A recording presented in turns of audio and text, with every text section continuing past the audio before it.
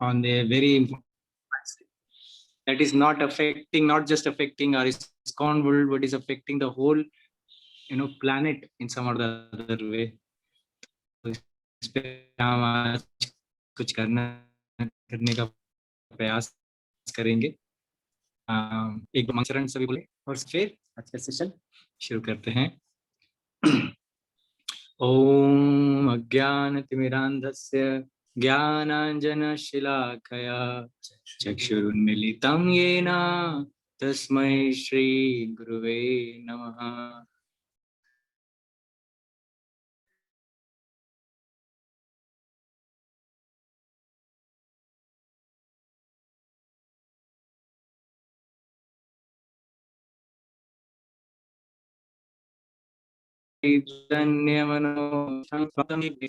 श्रीगुरून् वैष्णवांश्च श्रीरूपं साग्रजातं सहगण रघुनाथान्वितं तं सजीवं साद्वैतं सावधूतं परिजनचरितं कृष्ण चैतन्य देवं श्रीराधा कृष्ण पादान् सहगण ललिता श्री विशाखान्वितांश्च हे कृष्ण करुणा सिंधु दीनबंधु जगतपते गोपेश गोपिका कांत राधा कांत नमोस्तुते।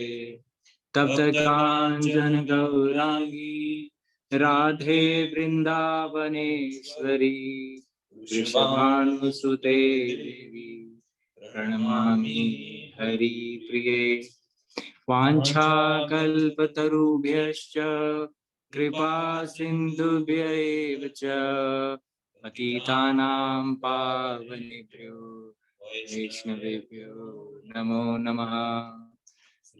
श्री कृष्ण चैतन्य प्रभु नित्यानंद श्री अद्वैत गदाधर श्रीवासादि गौर भक्तवृंद हरे कृष्णा कृष्णा कृष्णा हरे हरे हरे राम राम राम हरे हरे।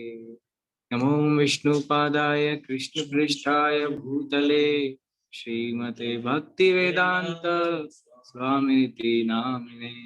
नमस्ते सारस्वते देवी गौरवाणी प्रचारिणे निर्विशेष शून्यवादी पाश्चात्य देशचारिणे। हरे कृष्णा।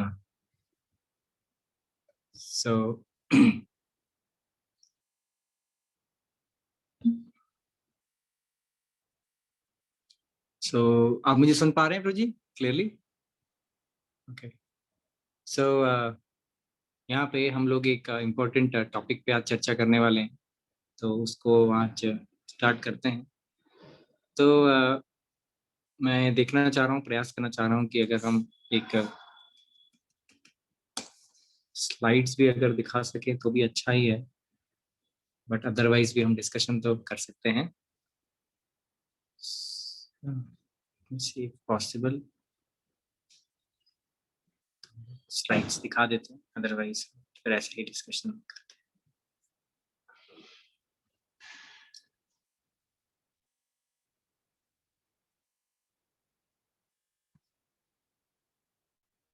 इसका इस भाई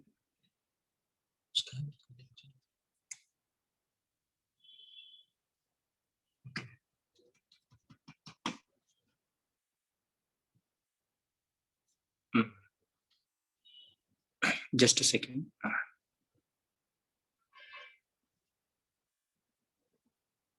कनेक्टेड, ठीक है।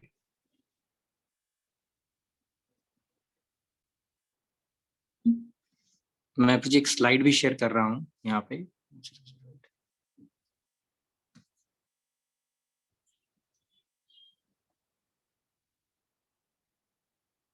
सो प्रभु जी मैंने एक दूसरे लॉगिन से आईडी से लॉगिन किया है सेम नाम से, सो दैट मे बी आप उसे राइट्स दे देंगे तो then will be able to. Done Prabhu ji. Thank you Prabhu ji. Recording in progress. Just a second.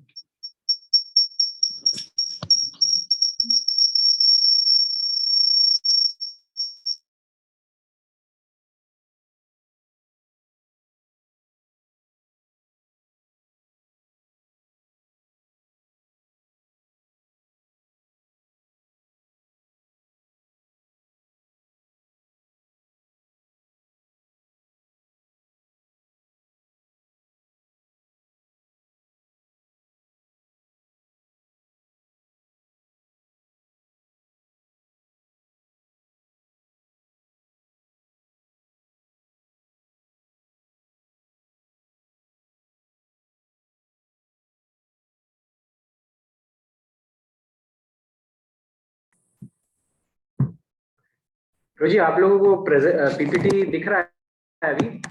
Yes Prabhu ji, perfect. मेरी आवाज भी आ रही है ना? आ रही है प्रभु जी। ओके, थैंक यू जी। तो स्टार्ट करेंगे आज की चर्चा। क्षमा चाहता हूँ, थोड़ा सा पीपीटी लगाने में थोड़ा सा डिले हो गया। तो आज हम यूक्रेन साथ हमारा क्राइसिस चल रहा है, उस पर आज थोड़ा सा चर्चा करेंगे। तो क्या क्राइसिस है, उसको कैसे समझना है, और भगवत गीता हमें इस बारे में क्या बोलती है, इस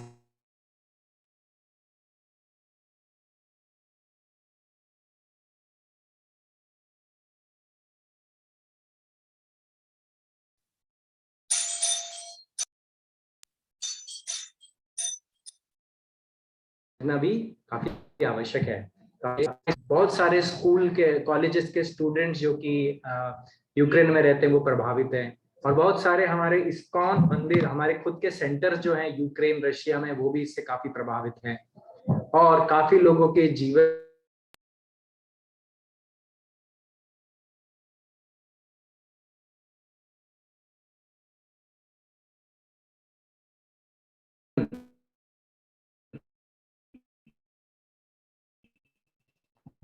जा रहे हैं। हरे कृष्णा प्रभु जी, आपकी वॉइस ना, sorry to interrupt you, click कर रही है बीच में। It's clicking due to internet reception. Okay,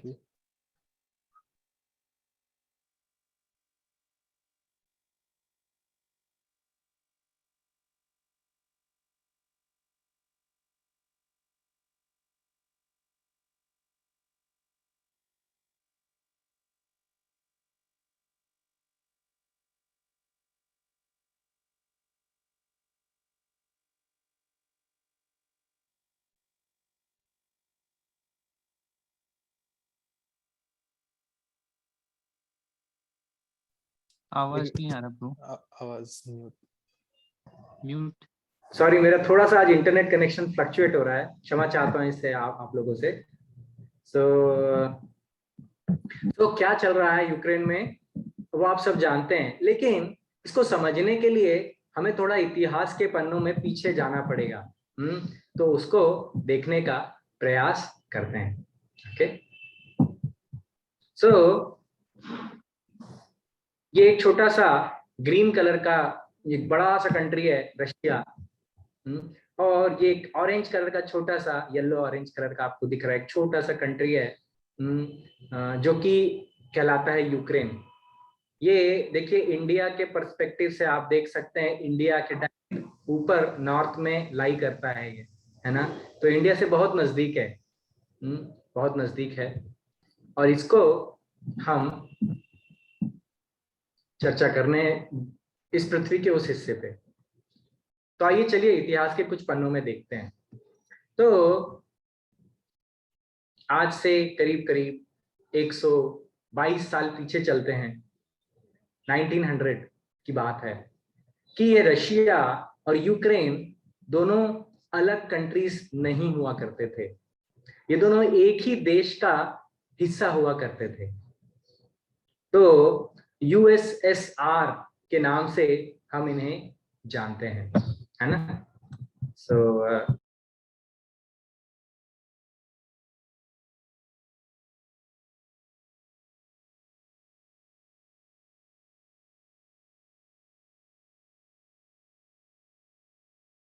yellow colour.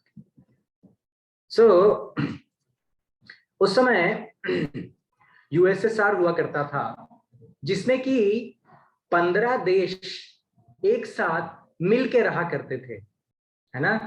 ये कौन से देश थे? इनमें जो सबसे बड़ा देश था वो था रशिया, है ना। तो सबसे बड़ा देश था रशिया। और सबसे पावरफुल कौन था? सबसे पावरफुल देश भी रशिया हुआ करता था।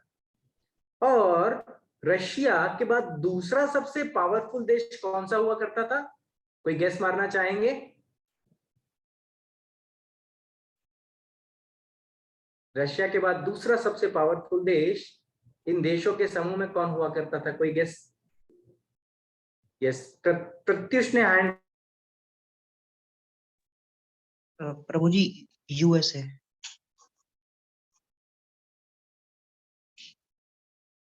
मुझे आपका आवाज नहीं आ रहा।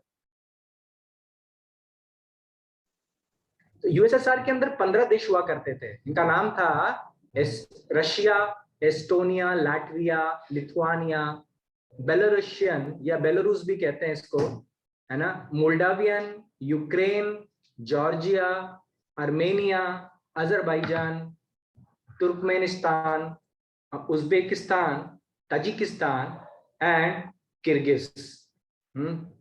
किर्गिस्तान जिसको। तो ये सारे कंट्रीज जो हैं एक साथ थे, 15 देश एक साथ, है ना। इनमें से सबसे पावरफुल कंट्री था रशिया, और दूसरा सबसे पावरफुल देश कौन सा हो सकता है? Any wild guess? हाँ, प्रभात ने हैंड रेज किया है। प्रभु कजाक ऐसे सर, एज पर द मैप। ओके, विजुअल ने हैंड रेज किया, विजुअल भी बता सकते हैं। यूक्रेन। ओके, और अथर्व भी बता सकते हैं। प्रभु जी, इसमें मेरे पास तीन ऑप्शन है। एक यूक्रेन, उसके ऊपर जो पड़ोसी है बेलारूस, और नीचे से आर्मेनिया। ओके, आपने तो सारे ऑप्शन ही बता दिए। Very good. सो देखने में आप कजाकिस्तान हालांकि बड़ा लग सकता है या तुर्कमेनिस्तान बड़ा लग सकता है, बट एक्चुअली में सेकंड मोस्ट पावरफुल कंट्री था इनमें यूक्रेन। तो सबसे पावरफुल रशिया, दूसरा सबसे पावरफुल यूक्रेन। आप में से कुछ लोगों ने चैट में भी सही जवाब दिए हैं, वेरी नाइस, विजुअल दिनेश। और इसके बाद बाकी के कंट्रीज थे। तो ऐसी परिस्थिति में आप देखें तो यूक्रेन जो है वो सबसे बड़ा कंट्री, सबसे सेकंड मोस्ट पावरफुल कंट्री हुआ था रशिया के बाद, है ना। तो ये दोनों कंट्री मेन कंट्रीज हैं यूएसएसआर के, सबसे इंपॉर्टेंट। अब ऐसी परिस्थिति में थोड़ा और इतिहास के पन्नों में आगे चलते हैं, वापस आते हैं। तो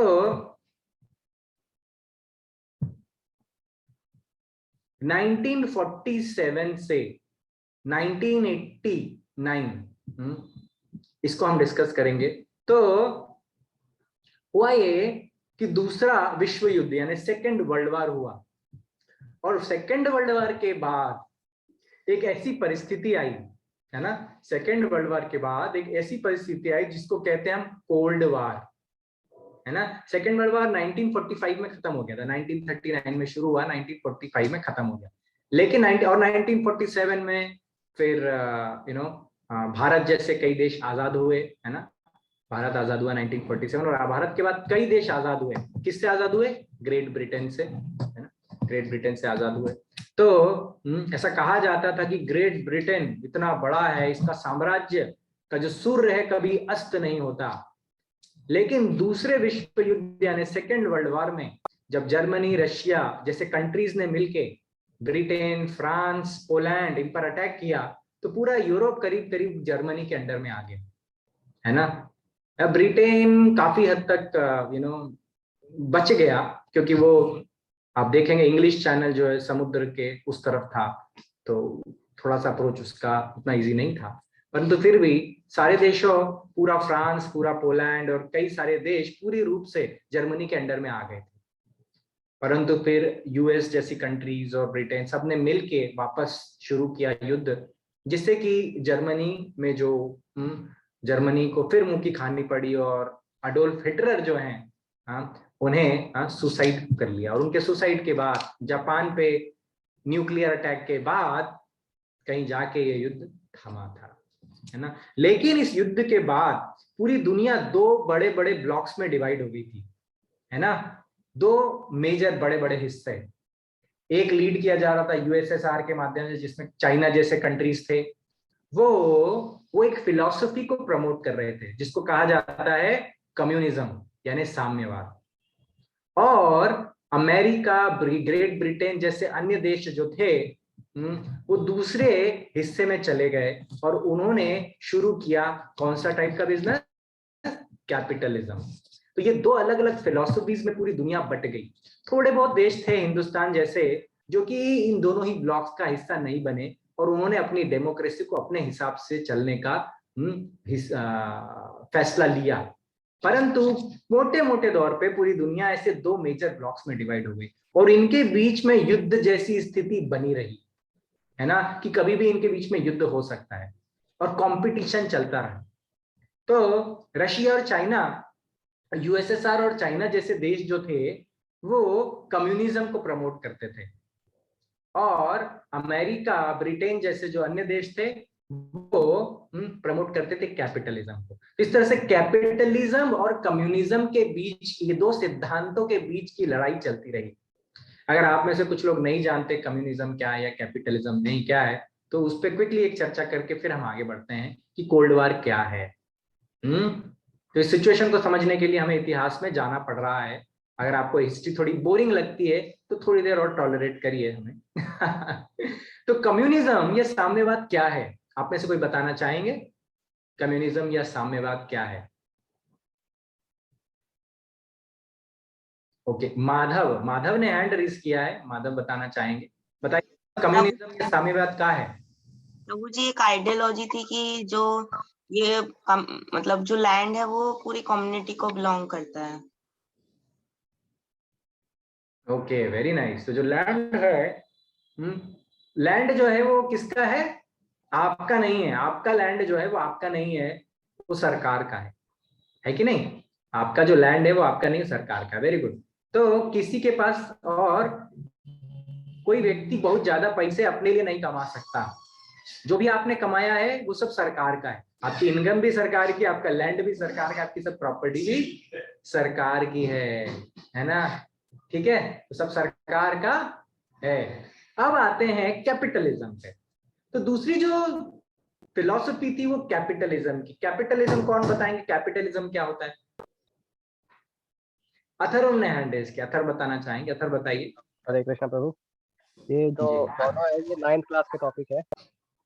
तो कम्युनिज्म जो होता है वो कैपिटलिज्म का एकदम अपोजिट होता है।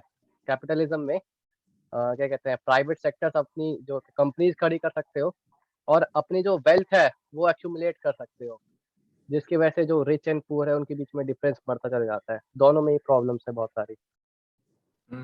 Very nice, very nice, thank you Atharva. तो कैपिटलिज्म एक ऐसी चीज है कि आप में जितना टैलेंट है उतना कमा लीजिए, हम आपको रोकने वाले नहीं है। थोड़ा टैक्स देना पड़ेगा बस, बाकी कोई प्रॉब्लम नहीं है। ठीक है, ये कैपिटलिज्म की फिलॉसफी कहती है। आपको जितना लैंड खरीदना है खरीदिए, आपको जितना बड़ा बिजनेस करना है खड़ा उतना बड़ा बिजनेस खड़ा करिए, हमें कोई परेशानी नहीं है। तो ये फिलॉसफी अमेरिका में बहुत पॉपुलर हुई और इससे बहुत बड़े बड़े बिजनेसमैन, इंडस्ट्रियलिस्ट निकल कर आए। जब ये इंडस्ट्रियलिस्ट आगे बढ़े तो इन इंडस्ट्रियलिस्ट ने बहुत बड़े बड़े बिजनेस खड़े किए, बहुत लोगों को जॉब मिला उससे। तो इस तरह से अमेरिका ने इस फिलॉसफी को प्रमोट किया। लेकिन जैसा आपने भी बताया कि कैपिटलिज्म में एक लिमिटेशन जो थी कि जिस पे टैलेंट है वो कितना ही कमा लेगा, लेकिन जिसमें बहुत ज्यादा टैलेंट नहीं है, जो एवरेज माइंडसेट है, एवरेज इंटेलिजेंस है, वो व्यक्ति क्या करेगा, है ना? तो उसको ऑब्वियसली उसके पास अपने ही सस्टेनेंस के लिए काफी डिफिकल्टी आ सकती है ना। दूसरी चीज ये है कि जो व्यक्ति के पास बहुत पैसा है वो उस पैसे को और बढ़ाता चला जाएगा, लेकिन जिसके पास पैसा नहीं है वो कहां से बढ़ाएगा? तो जिसके पास पैसा है वो बढ़ाता चला जाएगा और जिसके पास नहीं है उसके पास है ही नहीं। तो ऐसी परिस्थिति में जो मनी का डिफरेंस है, आज की डेट में आप देखिए केवल माइक्रोसॉफ्ट नाम की एक कंपनी, वो पाकिस्तान जैसे पूरा देश का जो जीडीपी है उस पूरे देश की साल भर की इनकम से ज्यादा वो एक कंपनी का साइज है, माइक्रोसॉफ्ट जो अमेरिका की कंपनी है, और भी ऐसी कई कंपनी है ना। तो कहने का तात्पर्य है कि इतनी बड़ी एक व्यक्ति के पास इतना धन आ सकता है कि नहीं। तो ये कैपिटलिज्म हो गया। और इसका ऑब्वियसली साइड इफेक्ट तो है ही कि लोगों के बीच में डिस्पैरिटी ऑफ इनकम रहती है। लेकिन दूसरे साइड पे कम्युनिज्म में क्या होता है, कम्युनिज्म ने हमने कहा भाई आपने बहुत कमा लिया तो कोई बात नहीं, लेकिन अब आइए वापस हमें पैसा दीजिए, अब हम ये पैसा गरीब में बांटेंगे। तो व्यक्ति का इसमें क्या साइड इफेक्ट है कि व्यक्ति के टैलेंट की कोई कदर ही नहीं है, वो ऐसा सोच सकता है। और जिसके पास बहुत धन है वो सारा देश में बट जाएगा उसका एक हद से ज्यादा वो धन रख ही नहीं सकता। तो ऐसे में वो कितना ही टैलेंटेड है, उसको अपने टैलेंट की कभी कीमत या रिटर्न ऑन इन्वेस्टमेंट नहीं मिल सकता। और दूसरा कि ये बांटेगा कौन, गरीबों में ये पैसे बांटेगा कौन, सरकार या सरकार के अधिकारी। लेकिन अगर वो करप्शन करेंगे तो फिर कैसे इसको संभाला जाएगा। तो इससे करप्शन के चांसेस भी बहुत बढ़ जाते हैं, है कि नहीं। तो ये है कम्युनिज्म। लेकिन हमने डिस्कस किया कि दोनों के ही अपने साइड इफेक्ट्स। कम्युनिज्म में टैलेंट की कोई कदर नहीं है, दूसरा कि करप्शन बहुत बढ़ जाता है, और एक व्यक्ति जो सरकार बन गया है वो अपनी धका सकता है, अपनी चला सकता है ना। इस प्रकार से जैसे कि एक बार मैं चाइना गया था, है ना, सन 2013 में मैं चाइना में था। उस समय मैंने देखा कि हम अपने मित्रों से, वहाँ चाइना में रहने वाले मित्रों से बात हुई, वहाँ हमारे क्लाइंट कस्टमर्स वगैरह थे, तो उनसे हम लोग एक बिजनेस के सिलसिले में गए थे। तो वहां पे जब हमने उससे बात की तो उन्होंने हमें बताया, उन्होंने क्या बताया हमें कि भाई यहाँ पर सरकार कभी बदलती नहीं है। मतलब कि आप चाहें कि वोट दे के सरकार बदल दे तो सरकार बदल ही नहीं सकते आप, जो सरकार है वो हमेशा रहेगी। तो हमने कहा मतलब फिर वोट देने का कोई मतलब नहीं। बोले नहीं, वोट तो हम देते हैं। तो हमने कहा फिर सरकार नहीं बदल सकते तो वोट आप क्यों देते हैं। तो उन्होंने कहा कि भाई सरकार में जो कैंडिडेट हैं उनको चुन सकते हैं, सरकार वही रहेगी, बस कैंडिडेट हम अपने मन से चुन सकते हैं है कि नहीं। इस प्रकार से कैंडिडेट चुन सकते हैं आप, लेकिन वहीं पे तो इससे सरकार कभी नहीं बदलेगी। तो जैसे कि एक बार कम्युनिस्ट कंट्री में जो वहां का प्रेसिडेंट या प्रीमियर बन गया वो वही बना रहेगा, उसको बदलने वाला कोई है ही नहीं, क्योंकि उसने एक बार अपनी पकड़ बना ली तो बना ली। तो इस प्रकार से ये भी उसका एक साइड इफेक्ट है। इससे करप्शन अगर बढ़ा तो फिर वो व्यक्ति अगर करप्ट है तो फिर पूरा देश उसी की विचारधारा पे चलता रहेगा।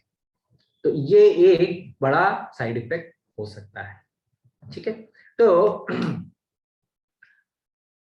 अब ऐसी परिस्थिति में, है ना, तो ऐसी परिस्थिति में हम देखेंगे कि हम देख पा रहे हैं कि न कम्युनिज्म परफेक्ट है और ना कैपिटलिज्म परफेक्ट है, दोनों ही में साइड इफेक्ट्स हैं।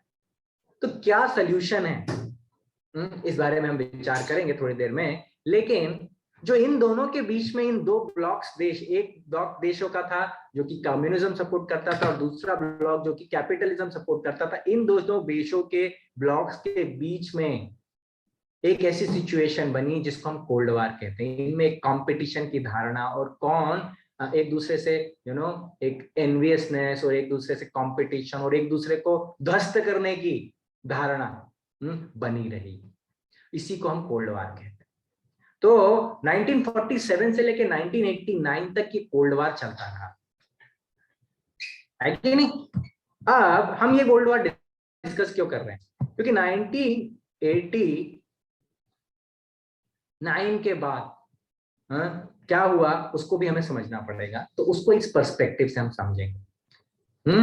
तो अब जो देश कैपिटलिज्म सपोर्ट करते थे उनमें सबसे प्रथम जो देश था वो था America, United states of America, जिसको हम यूएस भी कहते हैं।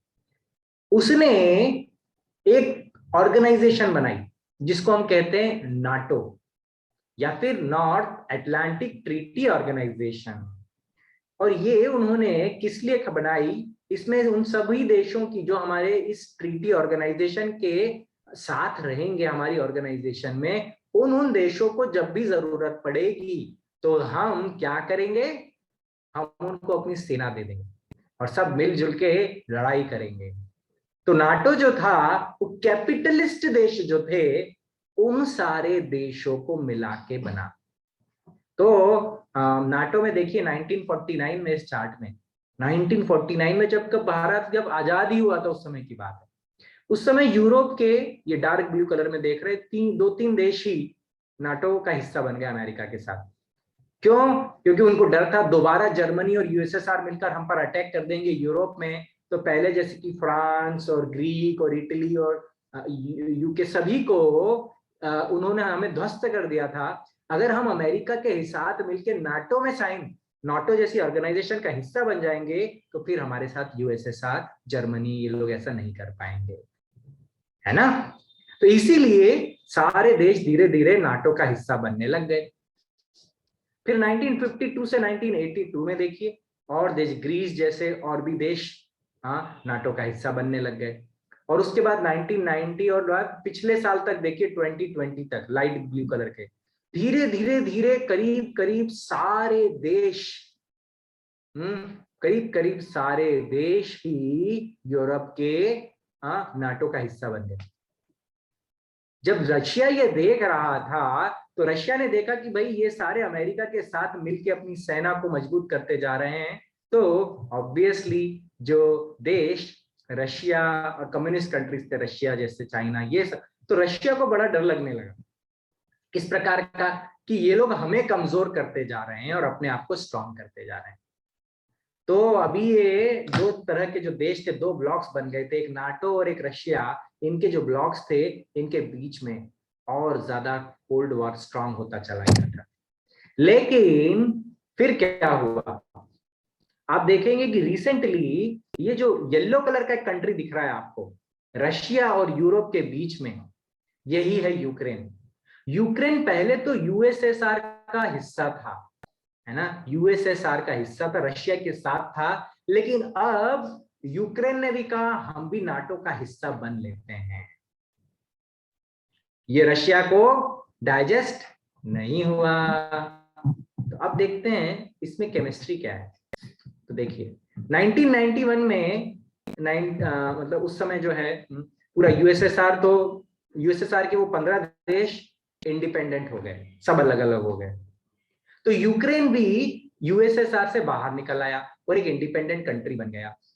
तो जब यूक्रेन, क्योंकि यूएसएसआर का दूसरा सबसे पावरफुल कंट्री था, तो क्या हुआ यूक्रेन के साथ कि यूक्रेन के पास न्यूक्लियर वेपन्स थे, है ना, न्यूक्लियर वेपन्स थे, मतलब परमाणु हथियार बहुत पावरफुल होते हैं। तो यूक्रेन जो है उसको अलाउ नहीं किया गया कि आप परमाणु हथियार रखिए, है ना, यूक्रेन से मना किया गया। तो यूक्रेन को एनपीटी यानी नॉन प्रोलिफरेशन ट्रीटी साइन करनी पड़ी, यानी कि मैं हथियारों को, परमाणु हथियारों को बढ़ाऊंगा नहीं, उसको ये सिग्नेचर देना पड़ा। लेकिन उसने कहा फिर मैं तो, मेरे पास हथियार नहीं रहेंगे, परमाणु हथियार, तो मैं लड़ूंगा कैसे।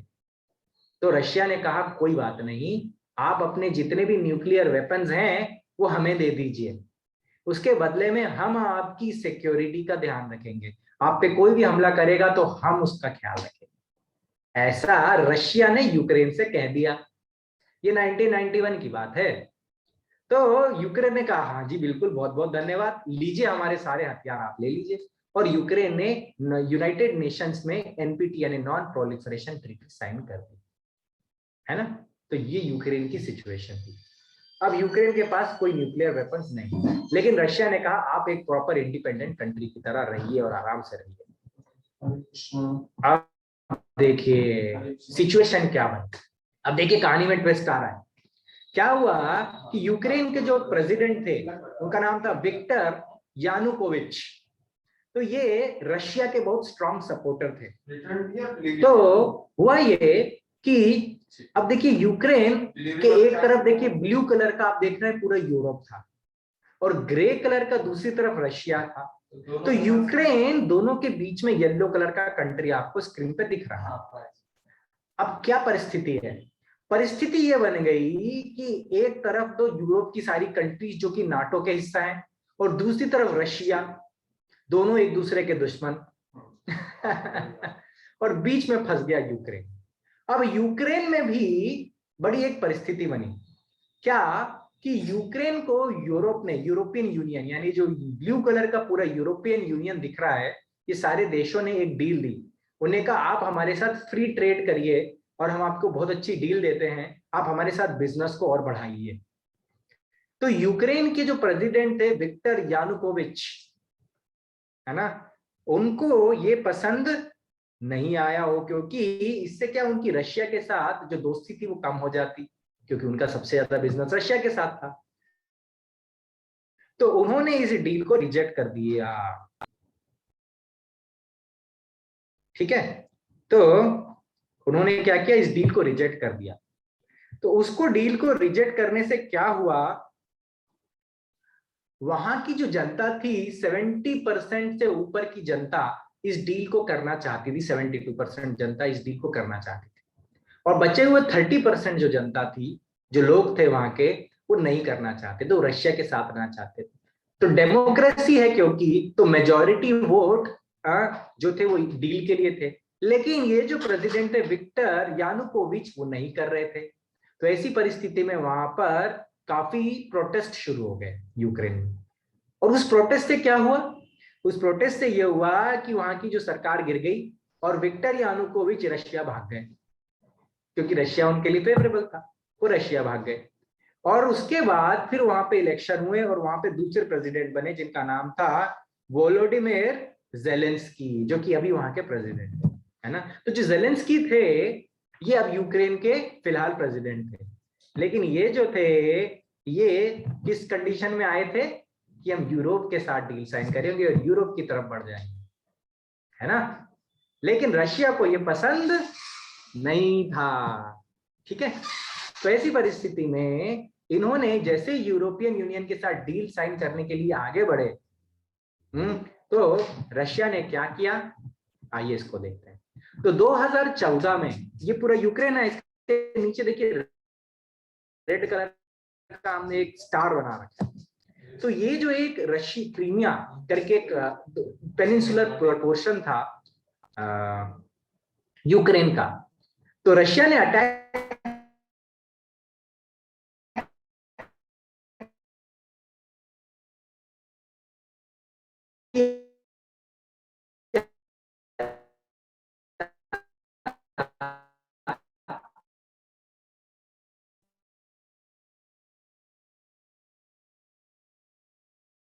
क्रीमिया को अपने में मिला लिया। ऐसे में जो यूक्रेन था वो खुश नहीं था रशिया से, तो अभी लड़ाई चल रही है, दोनों के बीच संघर्ष चल रहा है। तो ऐसे में जब क्रीमिया रशिया में चला गया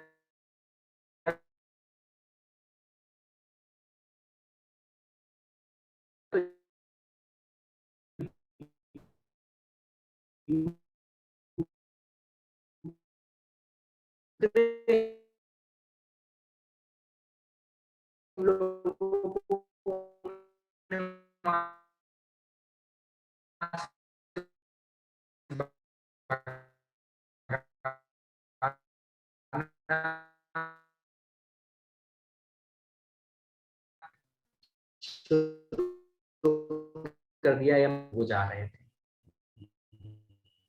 और जैसे ही इन्होंने उन्हें गिराया तो रशिया ने फिर उसके बाद एक प्रकार से अपनी मिलिट्री को आगे बढ़ा दिया।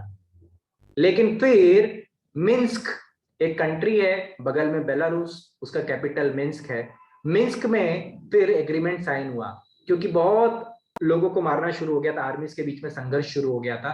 तो ऐसी परिस्थिति में दोनों के बीच में एक डील साइन हुई। क्या डील ये साइन हुई कि भाई लड़ाई रोकी जाए, दोनों तरफ से हमला करना बंद किया जाए, मिलिट्री को वापस लिया जाए और इलेक्शन करा दिए जाए जिन एरिया में संघर्ष चल रहा है।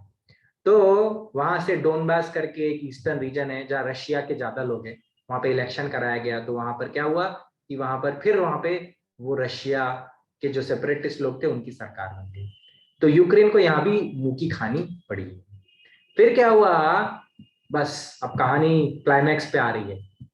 तो यूक्रेन के भी देखिए, यूक्रेन दो हिस्सों में डिवाइडेड है ना, हर देश में अलग अलग तरह के लोग रहते हैं। तो यूक्रेन में ये देखिए रेड लाइन हमने बनाई है, इसमें एक तरफ जो राइट में रशिया के तरफ के लोग हैं वो रशिया को सपोर्ट करते हैं, क्योंकि वहां रशियंस लोग ज्यादा रहते हैं, उनकी भाषा भी रशियन ही है।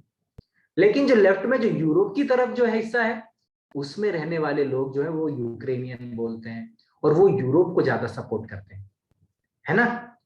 तो ऐसे परिस्थिति में अब यूक्रेन यूरोप के साथ डील साइन नहीं करे या नहीं करे, या रशिया के साथ जाए, यूक्रेन आधा यूक्रेन रशिया के साथ है, आधा यूक्रेन जो है यूरोप के साथ है।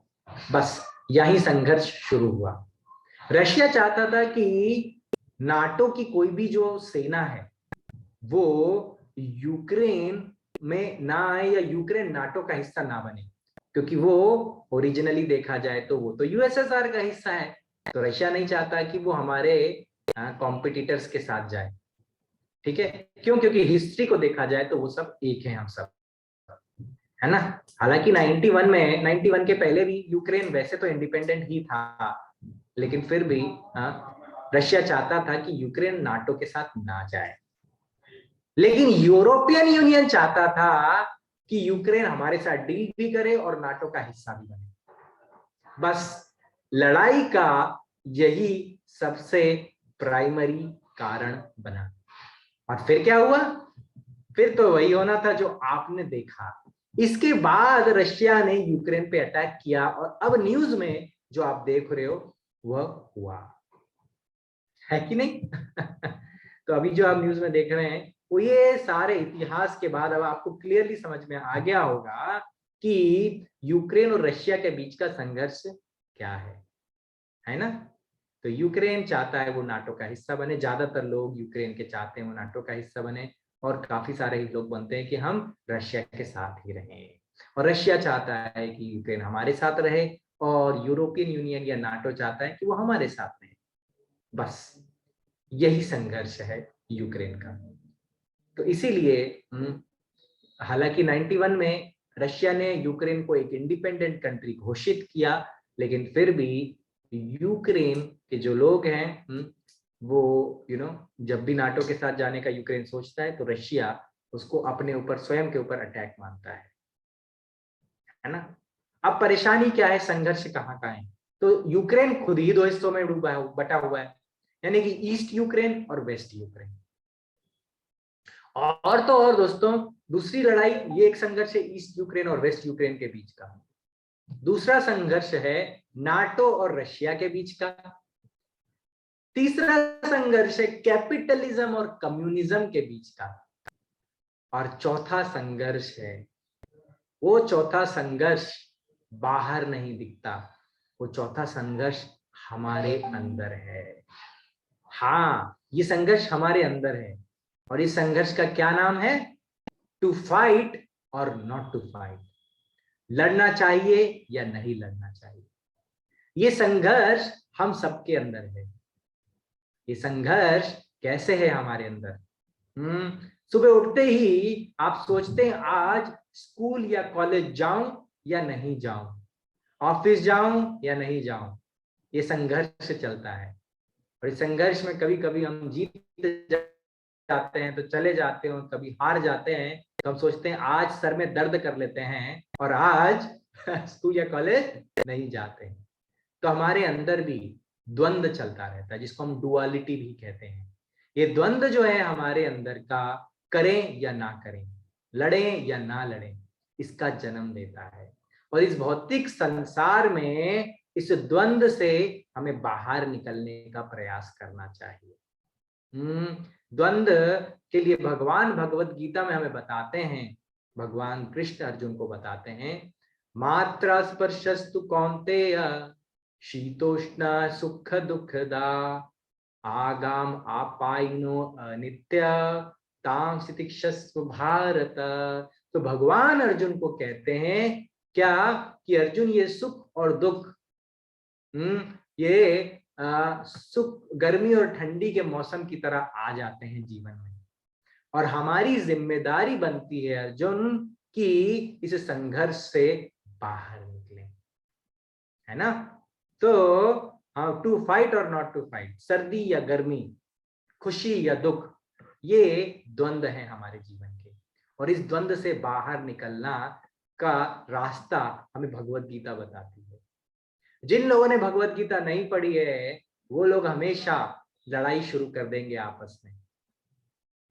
और जिनने भगवत गीता पढ़ी है और अच्छे से पढ़ी है, वे समझ पाएंगे कि इस द्वंद्व से हमें बाहर निकलना है और कैसे निकलना है कि नहीं। तो ये जो लड़ाई केवल बाहर नहीं चल रही है, हमारे अंदर भी एक लड़ाई चलती है। कभी कभी पापा मम्मी ने कुछ बोल दिया तो हमें पसंद नहीं आया तो हम गुस्सा हो गए। कभी कभी स्कूल में टीचर ने डांट दिया तो हमें बुरा लग गया। दोस्तों ने कुछ बोल दिया तो हम उनसे लड़ाई कर लिए।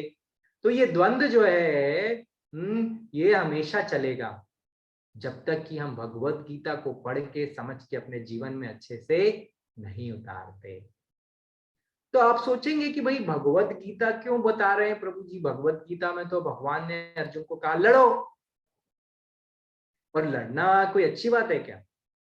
है कि नहीं? ये प्रश्न आ सकता है हमारे मन में।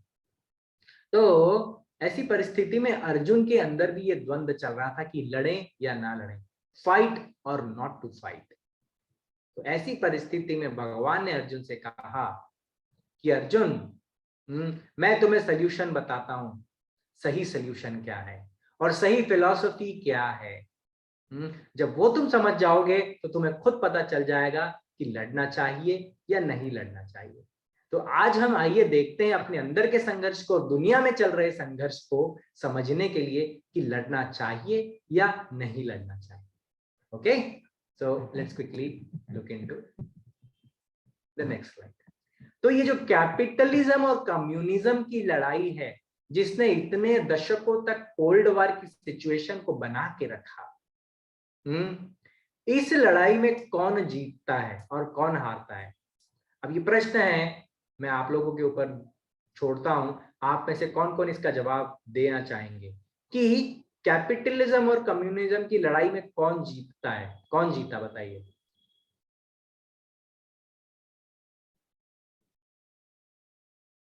इस लड़ाई में कौन जीता?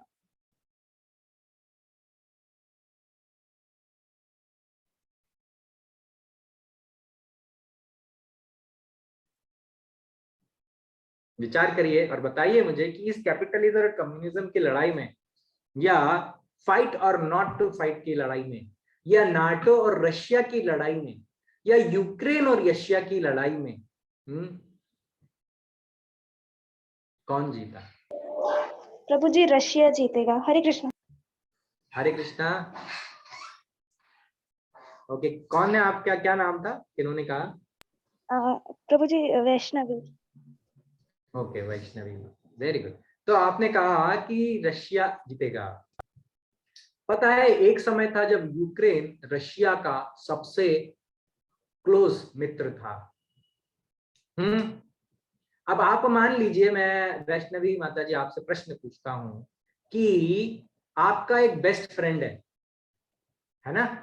आपका एक बेस्ट फ्रेंड है और मान लीजिए उससे आपकी कोई लड़ाई हो जाए, मतभेद हो जाए, तो आप उसको मार दे, उससे पिटाई हो जाए, आप दोनों की आपस में लड़ाई हो जाए, हाथापाई हो जाए, और मान लीजिए कि आप उसको हाथापाई में उसको पछाड़ के, बीट करके और जमीन पे गिरा के और उसकी पिटाई लगा के उसको हरा दें, तो आप मुझे बताइए कौन हारा और कौन जीता? प्रभु जी पर्सनल लेंगे तो मैं ही हारूंगी, क्योंकि वो मेरा बेस्ट फ्रेंड था। मैं उससे सुलह कर सकती थी, मैं जान सकती थी कि जो भी जिस वजह से हमारी लड़ाई हुई है उसका रीजन क्या था, तो वो शायद हम दोनों मिलके ठीक कर लेते। लेकिन मैंने तो उल्टा उसको मारा पीटा, तो ऑब्वियसली मैं ही हारूंगी। Very nice. तो अब बताइए, फिर से मैं यही प्रश्न पूछता हूं आपसे, रशिया और यूक्रेन की लड़ाई में कौन जीता? प्रभु जी जितना मैं देख रही हूँ ना, मतलब जो चल रहा है उसके हिसाब से तो यूक्रेन छोटी कंट्री है, लेकिन वो रशिया का प्रॉपर एक तरीके से उनके सामने खुद को वो भी कर रही है, खड़ी है कंटिन्यू इतनी बड़ी कंट्री के नहीं, सामने। मैंने सॉरी मैंने आपसे एक प्रश्न पूछा।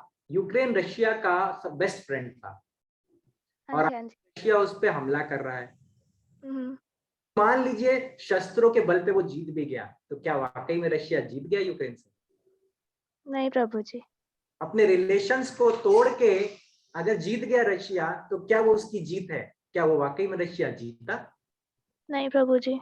हाँ, तो इस चीज को आप नहीं जवाब दिया, मुझे तो बोलने की जरूरत नहीं पड़ी। Thank you very much Vaishnavi ji, Vaishnavi माता जी, आपने बहुत अच्छा जवाब दिया है। सो यही हमें समझना पड़ेगा कि लड़के अगर कोई जीत गया तो वो जीता नहीं है, वो अपने रिलेशनशिप में हार गया है कि नहीं?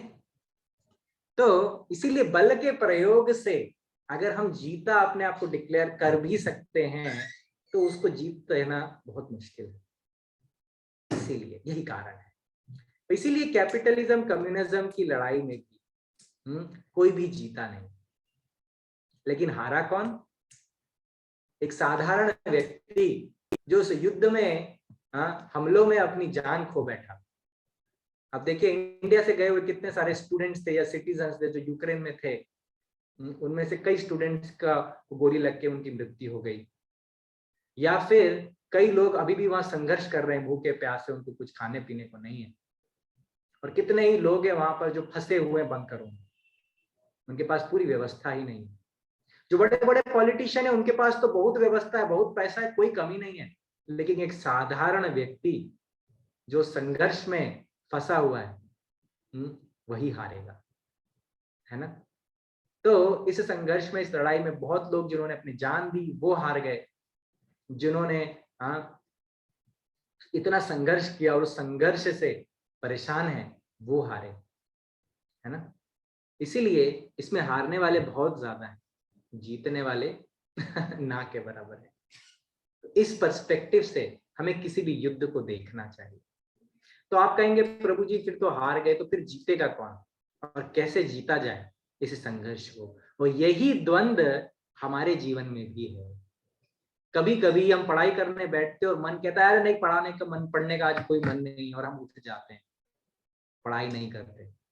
और उस दिन अगर आपने पढ़ाई नहीं करी है तो आप बताइए कौन जीता? आप जीते या आपका मन जीता?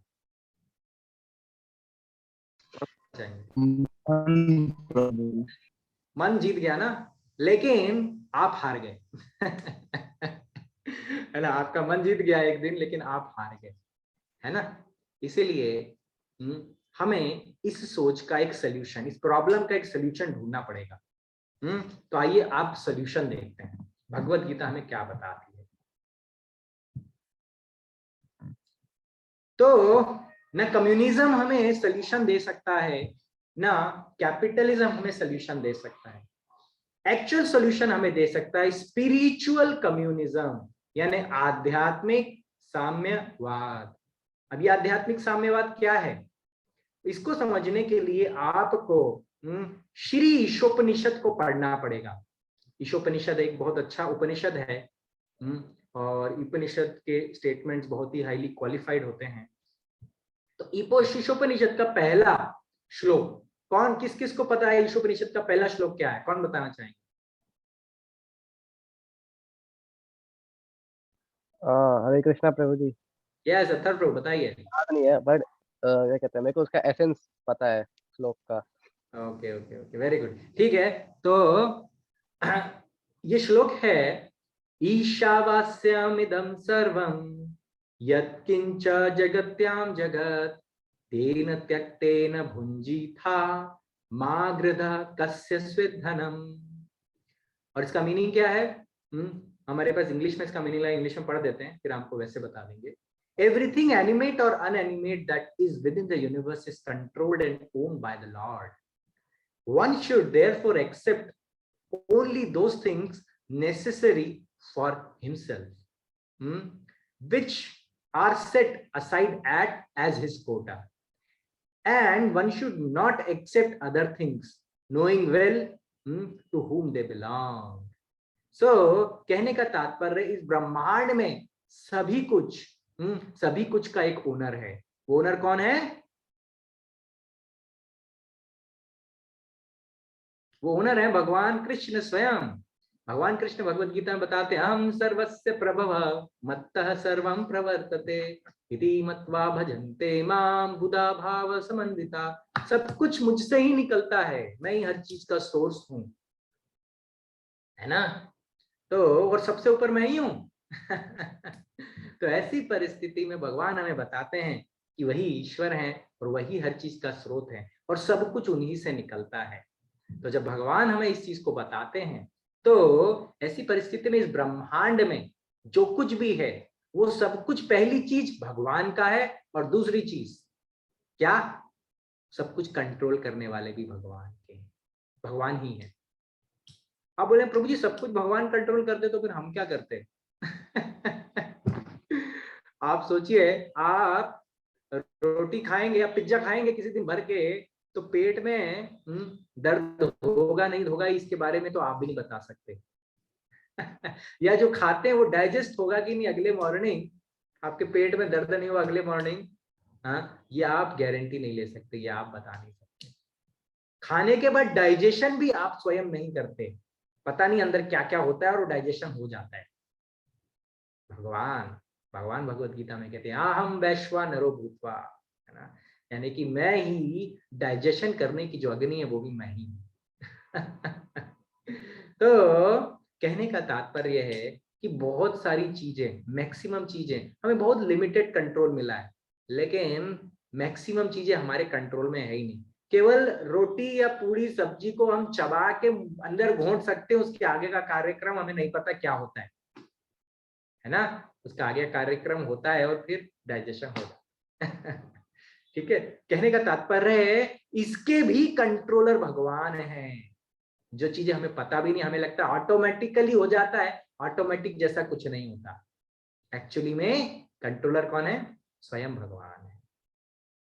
तो दो चीजें हुई, पहला सबके ओनर भगवान है, सब कुछ भगवान का है, और दूसरा सबके कंट्रोलर भी भगवान है। ठीक है, अब आगे बढ़ते हैं। तो इसीलिए हमें वो सब चीजें ले लेनी चाहिए जिनकी हमें जरूरत है, लेकिन जिस चीज की हमें जरूरत नहीं है उसको जबरदस्ती इकट्ठा नहीं करना चाहिए। अगर मेरे को 1 पेन 2 पेन से काम चलता है तो मुझे 10 पेन खरीदने की जरूरत नहीं है। मैं अगर 2 पैंट 3 पैंट और 2-4 शर्ट्स में काम हो जा रहा है मेरा, तो 50 शर्ट्स खरीदने की जरूरत नहीं है। मेरे को अगर मेरी जितनी इनकम में मेरा काम हो जा रहा है तो मुझे जबरदस्ती स्विस बैंक में ये करप्शन और इलीगली बहुत सारा पैसा रखने की जरूरत नहीं है, है ना। इसीलिए यहाँ पर हमें ईशोपनिषद ये बात बताता है कि मेरे जो कोटे में है, मुझे जितनी जरूरत है मैं प्रकृति से उतना ले सकता हूँ, है ना। मैं प्रकृति से वो सब कुछ ले सकता हूँ, लेकिन जिस चीज की मुझे जरूरत नहीं, मुझे जबरदस्ती इकट्ठा नहीं करना चाहिए, उसको छोड़ देना चाहिए, है ना, उसको नहीं रखना चाहिए अपने पास। जितनी जरूरत है उतना ही रखना चाहिए, ये ईशोपनिषद हमें बताता है। और यही स्पिरिचुअल कम्युनिज्म की फिलॉसफी है। क्या कम्युनिज्म कहता, कैपिटलिज्म कहता है भाई एंजॉय करो, खूब कमाओ और एंजॉय करो। कम्युनिज्म कहता है नहीं, सब कुछ किसका है? सब कुछ स्टेट का है या सब कुछ गवर्नमेंट का है, और गवर्नमेंट हम सबको बांटेगी बराबर। तुमने ज्यादा कमाया या कम कमाया फर्क नहीं पड़ता, हम सबको बराबर बांटेंगे। और उसी प्रकार से स्पिरिचुअल कम्युनिज्म कहता है सब कुछ भगवान का है, और सरकार बांटेगी तो करप्शन होगा, लेकिन हमें खुद जिम्मेदारी लेके जितनी की आवश्यकता है उतना रखना चाहिए और बाकी छोड़ देना चाहिए। एग्जाम्पल दें आपको, एग्जाम्पल देखिए, आप एक चौराहे पर, है ना, एक चौराहे पे, है ना, चावल का एक बहुत बड़ा बोरा रख दीजिए। ठीक है, एक चावल का एक बहुत बड़ा बोरा खोल के रख दीजिए। आप देखेंगे कि गाय आती है, थोड़ी देर मुंह डालती है, थोड़ा खाती है, चली जाती है। बकरी आती है, थोड़ा खाती है, चली जाती है। कुत्ता आता है, थोड़ा खाता है, चला जाता है। चूहा आता है, थोड़ा सा लेता है, फिर चला जाता है। लेकिन इंसान वहां आता है तो पूरा बैग उठा के ले जाता है। है कि नहीं? हम जाएंगे तो पूरा बैग उठा के ले जाएंगे। क्यों? हमें जरूरत कितने की है उतना ही रखे ना, उससे ज्यादा इकट्ठा करने की जो आदत है, ये स्पिरिचुअल कम्युनिज्म से कहता है उसकी जरूरत नहीं है। अगर हम भगवान को अपने जीवन के केंद्र में लाएंगे और स्पिरिचुअल कम्युनिज्म को फॉलो करेंगे, जैसा कि श्री ईशोपनिषद हमें बताता है, हमारे वैदिक शास्त्र हमें बताते हैं, ऐसी परिस्थिति में हमें एक सही सलूशन मिल जाएगा और इस दुनिया में किसी को भी खाने की कोई कमी नहीं पड़ेगी। लेकिन हमारी इकट्ठी करने की आदत से हम इकट्ठा कर लेते हैं और कोई और भूखा रह जाता है। अगर हम सब अपने अपने हिस्से का ही ले और उससे ज्यादा ना रखें अपने पास, तो अपने आप सभी को सर्वे भवन्तु सुखिनः सर्वे सन्तु निरामया सर्वे भद्राणु मा पश्यन्तु मां कश्चित् दुःख भाग् भवेत्। कोई दुखी रहेगा ही नहीं दुनिया में। इसीलिए बहुत जरूरत है कि हम स्पिरिचुअल कम्युनिज्म को अपनी फिलॉसफी में सीखें और उतारें, और यही भगवत गीता हमें बताती है। तो कंट्रोल भगवान करते हैं हर चीज को, क्योंकि सब कुछ उन्हीं का है। तो ऐसी परिस्थिति में युद्ध किया जाए या नहीं किया जाए, फाइट और नॉट टू फाइट, इसका आंसर क्या है ना? टू फाइट और नॉट टू फाइट। तो देखिए, भगवान भगवत गीता में, ईशोपनिषद का श्लोक तो हमने बताया, भगवत गीता में भी भगवान कहते हैं मत्तः परतरम नान्यत् किंचिदस्ति धनंजया मयि सर्वमिदं प्रोक्तम सूत्रे मणिगणा इव। कहने का तात्पर्य है कि there is no truth superior to me, सब मैं परम हूं, मत्तः परतरम नान्यत्, मेरे अलावा और कोई ऊपर नहीं है, सबसे ऊपर परम मैं ही हूं और हर चीज मेरे ऊपर आधारित है, मुझ पर, मैं ही सब चीजों का आधार हूं। कैसे? एक सुंदर उदाहरण भगवान बताते हैं कि जैसे माला बुनी हुई होती है, उस माला में फूल दिखते हैं या मोती दिखते हैं, लेकिन धागा नहीं दिखता, क्योंकि धागा पीछे छुपा हुआ होता है। तो हमें भगवान दिखते नहीं है, लेकिन भगवान ने कहा है दिखता तो माला में धागा भी नहीं है, इसका यह मतलब नहीं कि धागा है ही नहीं। अगर धागा दिखेगा नहीं तो हमें अपने इंटेलिजेंस लगाकर बैठना पड़ेगा कि धागा है। इसी प्रकार से भगवान हमें दिखते नहीं है, लेकिन हमें अपने इंटेलिजेंस को अप्लाई करके समझना पड़ेगा कि भगवान है और वो हम सबका आधार है। हम सबको एक धागे में रखने का, एक धागे में पिरोने का कार्य भी भगवान ही कर रहे हैं। क्यों? क्योंकि भगवान ओनर भी हैं और कंट्रोलर भी हैं, है ना? इसीलिए तो ये हम देख पाते हैं यहाँ पर। और इसीलिए आखिरी प्रश्न है, हमें क्या करना चाहिए? टू फाइट और नॉट टू फाइट, लड़ना चाहिए या नहीं लड़ना चाहिए, ये हमें कैसे सीखें? तो हमें अर्जुन से सीखना चाहिए इस चीज को। अर्जुन ने क्या किया? अर्जुन ने ये किया कि भगवान ने अर्जुन से कहा, देखो मैंने तुम्हें पूरी फिलॉसफी बता दी है भगवत गीता की 45 मिनट में, अब तुम्हारी मर्जी, जो करना है करो। लेकिन अर्जुन ने क्या कहा? अर्जुन ने कहा, भगवान मैं बस आपका माध्यम हूं, मैं आपका दास हूं, आप जैसा कहेंगे मैं वैसा करूंगा। पहले युद्ध के पहले अर्जुन क्या कर रहे थे? अर्जुन भाग रहे थे युद्ध से। फिर बीच में कहते हैं मुझे युद्ध करना चाहिए, फिर कहते हैं मुझे युद्ध नहीं करना चाहिए, मुझे संन्यास ले लेना चाहिए, मुझे कर्म करना चाहिए या मुझे संन्यास लेना चाहिए। अर्जुन कंफ्यूज्ड रहे। लेकिन भगवान ने जब भगवत गीता का ज्ञान दिया तो अर्जुन को समझ में आया कि सबके मालिक कौन है, सबके ओनर कौन है? भगवान। और कंट्रोलर कौन है? भगवान। तो अर्जुन ने कहा मैं युद्ध करूंगा तब भी परेशानी, मैं युद्ध से भाग जाऊंगा तब भी परेशानी। तो क्या करना चाहिए? तो जो मालिक है उसकी सुननी चाहिए दास को, है ना?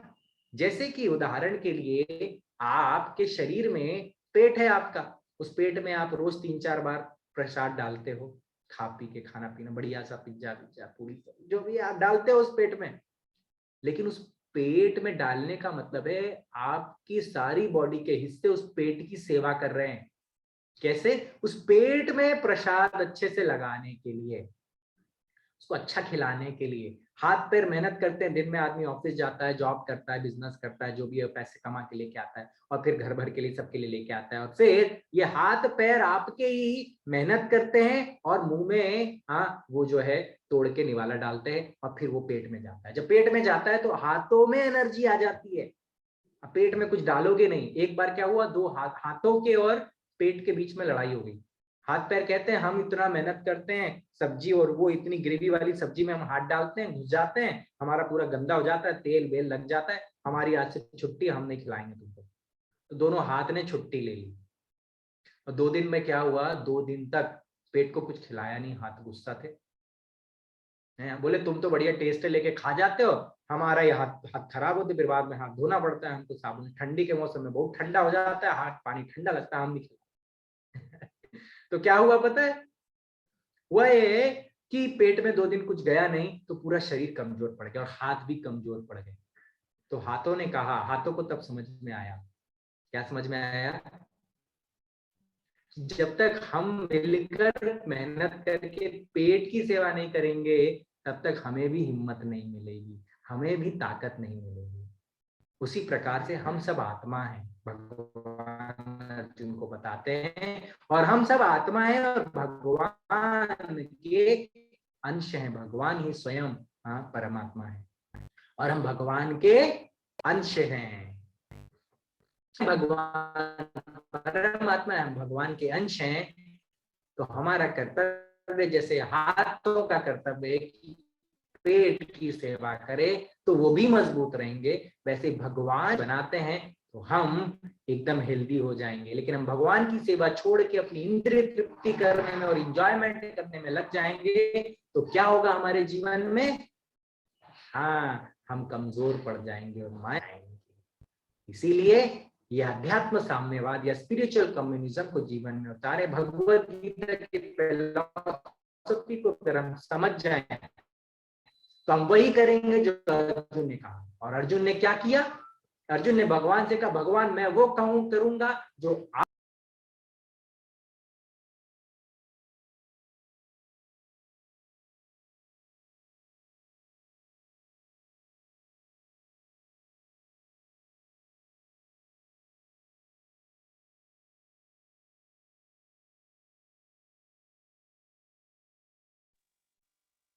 प्रभु जी म्यूट हो गया आपका।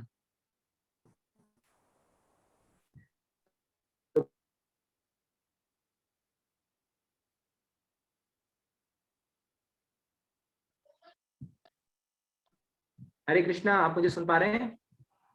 यस प्रभु जी, अभी आ रहा है।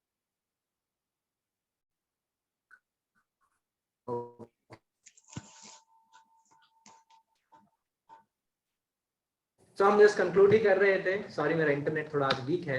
तो अगर हम प्रसन्न हो जाएंगे और हमारा जीवन प्रसन्नमयी हो जाएगा, है ना, और तब जाके हमारे अंदर का द्वंद टू फाइट और नॉट टू फाइट क्लियर हो जाएगा। और इसीलिए अगर आध्यात्म साम्यवाद पूरी दुनिया में आ जाए तो फिर देश आपस में लड़ाई नहीं करेंगे, बल्कि एक दूसरे के सहयोग करेंगे, एक दूसरे कॉपरेट करेंगे, क्योंकि वो ये समझ जाएंगे कि हम सब अंश हैं भगवान के, हम सब भगवान के अंश हैं, और इसीलिए हम एक दूसरे से प्रेम नहीं करेंगे तो भगवान से कैसे प्रेम करेंगे। कर्तव्य एक दूसरे से प्रेम करना, तो फिर एक दूसरे से लड़ने का तो कोई मतलब ही नहीं है। और भगवान की प्रसन्नता को अपने जीवन का लक्ष्य सकते हैं। तो यहाँ पर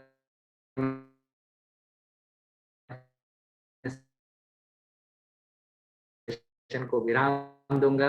बहुत बहुत धन्यवाद समय के लिए। सॉरी, थोड़ा सा प्रभु जी सेशन को विराम देंगे, तो मे बी होपफुली आप लोग को ये कंसेप्ट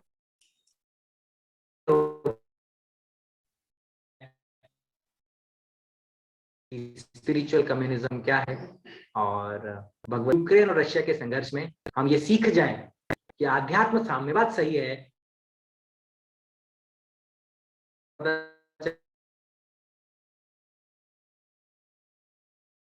कि सही कौन है और गलत कौन है और करना क्या चाहिए। तो लड़ना चाहिए या नहीं लड़ना चाहिए, अब है, कौन बताएंगे, लड़ना चाहिए या नहीं लड़ना चाहिए?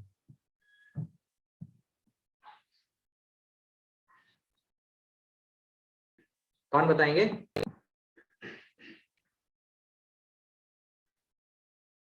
बड़ा मुश्किल प्रश्न है ना, लड़ना चाहिए या नहीं लड़ना चाहिए? नहीं लड़ना चाहिए कुछ कह रहे हैं, ओके, कुछ कह सकते लड़ना चाहिए, परंतु हम ये कहेंगे कि लड़ना चाहिए ना नहीं लड़ना चाहिए, हमें वो करना चाहिए जो भगवान हमसे कराना चाहते हैं, और यही अर्जुन ने किया, और हमें भी यही करना चाहिए। बहुत बहुत धन्यवाद आपके समय का। यहाँ पे विराम देते हैं सेशन को।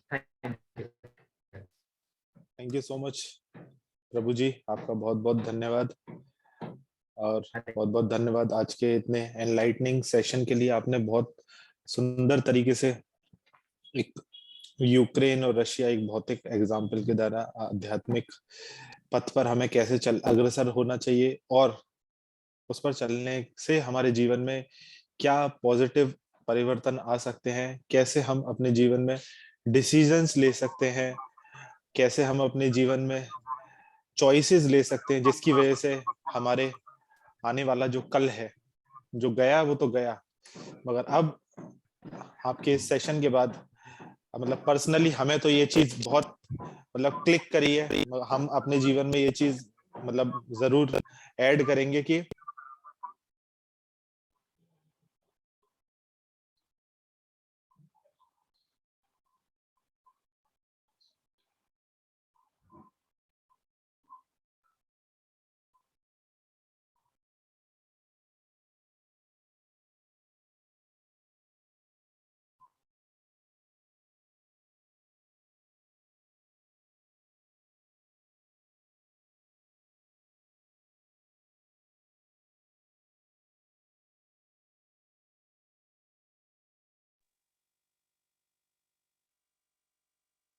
आई थिंक प्रभु जी का कुछ इंटरनेट कनेक्शन इशू है।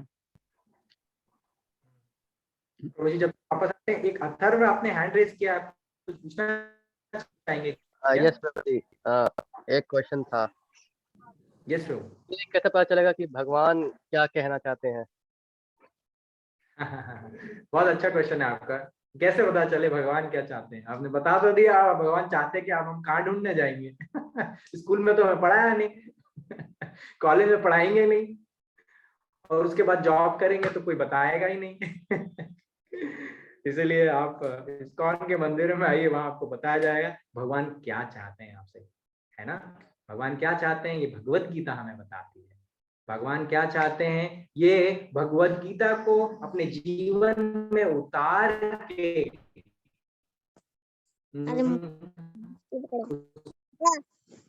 बड़े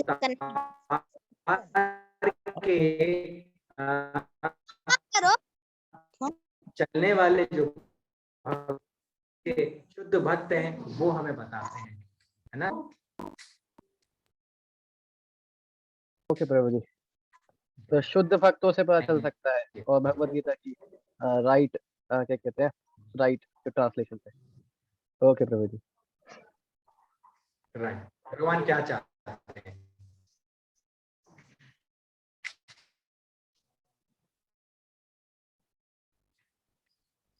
और कोई प्रश्न है क्या? और कोई प्रश्न पूछना चाहेंगे?